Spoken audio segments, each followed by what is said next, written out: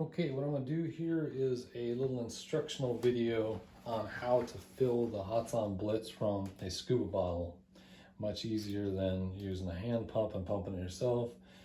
I have an electric pump that I can fill the scuba bottles from, and makes it much more simpler. So what we have here is this little valve right here is a bleed valve. This is a fill probe right here. This one turns air onto the bottle. So lefty loosey, righty tighty. What you want to make sure that on the inside of the yoke is a O-ring right here, that your O-ring is in good condition, no cracks in it. And then this part of this yoke is going to go match right in there. And this little one's going to fit that little groove right in the back there, and then just hand tighten it down. Doesn't have to be too much. Okay, so then you tighten this little bleed screw all the way in, and then you're going to plug your gun into that little fill probe right there, making sure that it's all the way in. If you want, you can grease and lube that little fill probe so it slides in, protects your O-rings on it. The other most important thing is, before you unplug that gun, is that you bleed it off. You shut this off here and then hit your bleed screw and make sure all the air is gone and bled off. Backing this off like that. Before you fill it, then you're going to tighten it down. And your pressure gauge here is in thousands of PSI. So 1 is 1000 PSI, 2 is 2000 PSI, 3 is 3000 PSI. So just watch your fill gauge on it. You do have another pressure gauge on the bottom down here underneath your gun that tells you how much air you have in your gun. So now everything's closed on this. I'm going to slowly fill it up. You just want to hear that little hissing sound. You don't want to fill it too fast. If you start filling it too fast, then back off a little bit. And yeah, you just never want to shock a bottle and fill it too fast or it heats up. Okay, so now we're coming upon 300 or 3000 PSI. There we go, we're at the 3000 PSI. So when I filled the bottle, I filled it 3200, but because of the heating up, it dropped back down to 3000 PSI. Okay, so it's shut off. Now, like I said, you're going to bleed this off after you shut this one.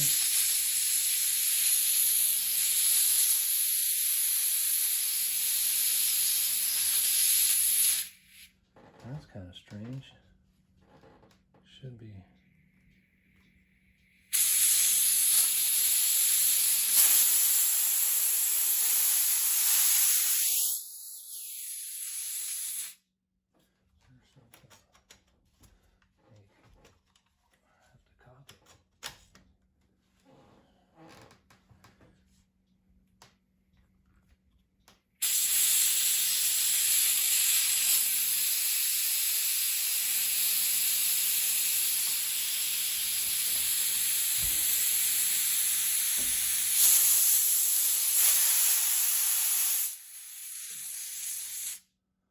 Boy, we have a defective gun here. The valve is not holding the air inside of it. I mean, it's not holding the air back from this valve. So something's not right. Wow. Let's see if...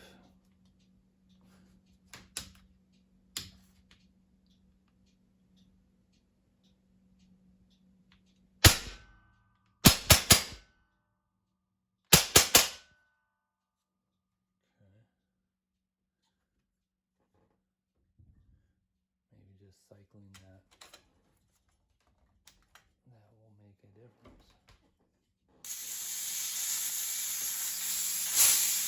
Yeah, that was it. So basically that valve needed to be rapped on a few times, I guess, to get it to stop from leaking. Interesting. I've heard other people had that problem. Okay, I'm filling it back up again to 3,000. Okay, we're going to try and bleed it again.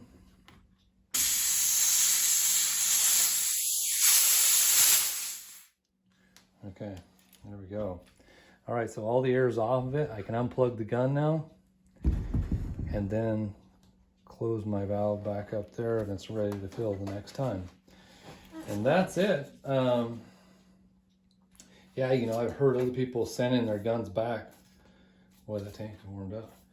Because that same issue, it did not seat the valve, because they're sending the guns with no air in them. So other thing, while I'm doing this, I'll go ahead and also show you how to load these magazines. They can be a little tricky.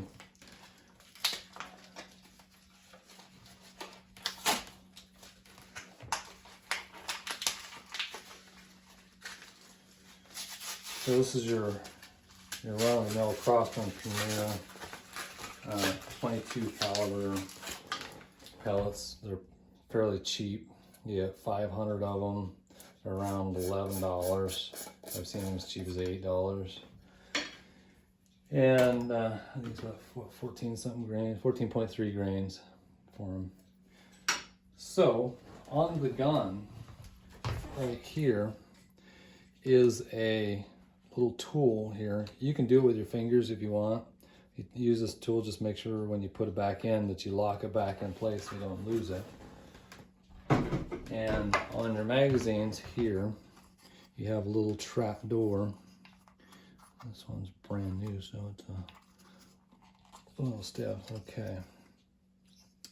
So, one of the things that I found with mine is if you start noticing little strikes on these little tips right here, what the 22s tend to have that problem because they're cycling so fast that it's when that the spring isn't fast enough in there to spin it forward to the next round before that next shot's coming in. So is what guys are doing is you'll see lighting's terrible in here, but there's a little hole in there with the oh, actually, you know what, probably doesn't on this one. This is probably a new magazine. With the old ones, there was a little hole where you can see where the pin comes through, and people were having a problem, so they had to drill a hole in here on 180 degrees from where that other spring went in, and tighten it up a little bit more, and then the problem was solved. So maybe the company got enough complaints about it that they've solved that problem. So anyways, getting back to this, that little deal goes right there, and you just spin it around, and you can hold it in place like that. So you drop your first pellet in it, and what I suggest is when you do that, you put your finger, it's a real kind of fiddly, oops, you drop the pellet right in the hole, and it'll want to drop right through. So if you stick your finger on the other side, it'll keep it from dropping through. Now once you have that first one in there, that's it. You don't need that tool anymore. And then you just go through and simply just drop all your pellets in from that point forward.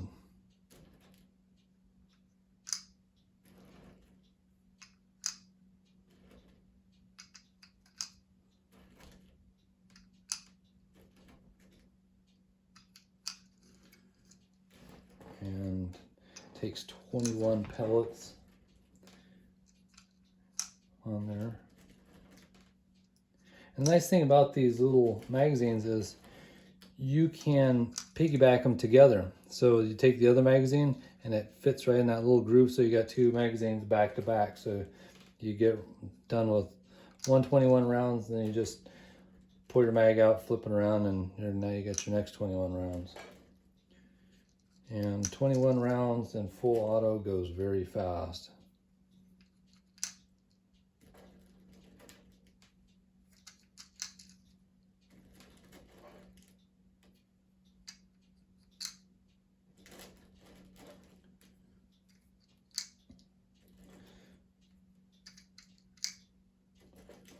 So this is a brand new gun here that's never been fired.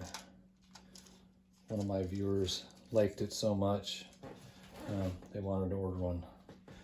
So anyways, like I said, put the tool back. One of the things I heard about, I never experienced the problem myself, but I went ahead and did it, is some of that door foamy stuff, like, that keeps the wind from whistling through your doors, is you cut a little strip of that and put it right here on that little tray, and that holds the magazine in place nice and snug and doesn't have any play in there.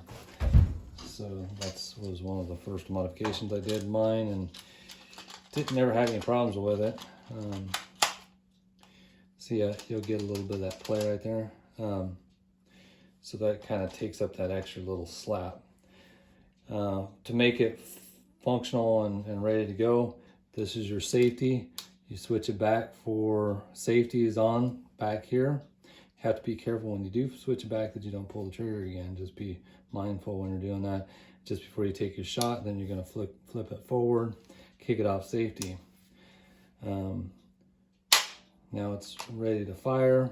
Safety is on. Okay, and that's it. It's ready to go. This is your switch right here.